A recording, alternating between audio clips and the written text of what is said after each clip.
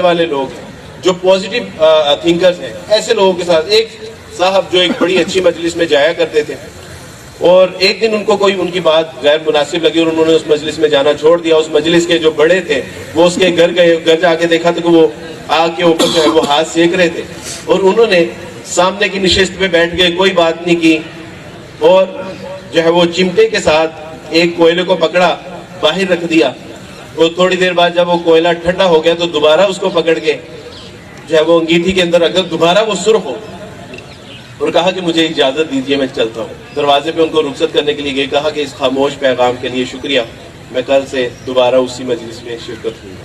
آپ اگر چاہتے ہیں کہ اپنے آپ کو ہمیشہ پازیٹیو رکھیں، آپ کے اندر وہی ویوز آتی رہے، آپ کے اندر وہی حالات، کیفیات، جذبات پیدا ہوتے رہے، تو اپنے آپ کو بھٹی جو پازیٹیو کی بھٹی ہے اس کے اندر جو ہے وہ اپنے آپ کو جھونک کے رکھیں. ایک بات. دوسری بات، ایک کنواں تھا اور کنویں کے اندر سے کچھ مینڈک تھے جو اوپر آنے کی کوشش کر رہے. اوپر سے کچھ مینڈک کہہ رہے تھے نہیں آ سکو گے تم، وہ دیکھو تمہارا ایک ساتھی پہلے بھی اوپر آ رہا تھا، وہ گرا اور وہ اس کا انتقال ہو گیا ہے.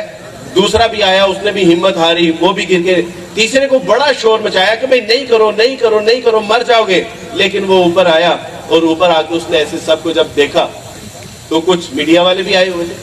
تو میڈیا والے لوگوں نے پوچھا کہ بھئی وہ دو لوگ ہمت ہار گئے کیونکہ ہم نے شور بڑا مچایا، تم کیسے اوپر آ گئے؟ تو اس نے کہا کیا؟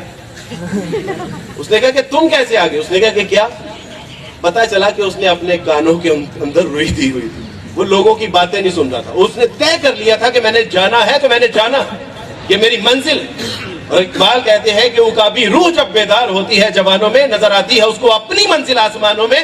میں نے اقبال سے کہا کہ Iqbal where in the sky, یہ آسمانوں میں کہاں کر کے؟ تو اقبال نے کہا کہ پرے ہے نیلی چرخ فام سے منزل مسلمہ کی، ستارے جس کی گردے راہ ہے وہ کارواں تو ہے. یہ آسمان، یہ گلیکسی، یہ کلسٹر، یہ سپر کلسٹر تیری منزل نہیں، تیری منزل کے قدموں کے اٹھنے والی جو گرد و غبار ہے یہ وہ ہے. اور جب اپنی منزل ہم آسمانوں کی طرف دیکھ کے چلتے رہتے ہیں تو ایک دن منزل ہمارا مقدر ہے. یہ میرے اللہ کا وعدہ. اور بالکل ہمیں مسلمان مایوس ہو جائے، ہاؤ اٹس پاسبل. اللہ سبحانہ و تعالیٰ سے زندہ قرآن کل اے نبی صلی اللہ علیہ وسلم میرے ان بندوں سے کہتے ہیں کہ جنہوں نے اپنی جانوں کے اوپر ظلم کر اتنا گناہ کیا ہے کہ ان کا بال بال گناہوں میں دھنس چکا ہے، میرے ایسے بندوں سے کہہ دیجئے لا تقنطوا من رحمت، میری مہربانیوں سے، میرے فضل سے، میری رحمت سے نا امید نہیں ہونا.